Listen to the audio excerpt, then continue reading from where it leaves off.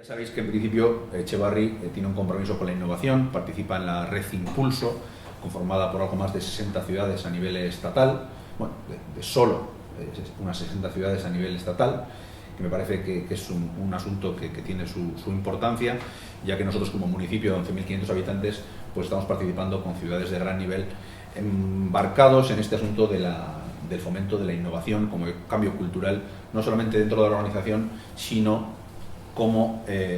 convencidos de que es un cambio cultural que debe calar también entre las vecinas y vecinos del municipio. Yo creo que el elenco de actividades que se plantean es bastante ambicioso, es bastante diverso también,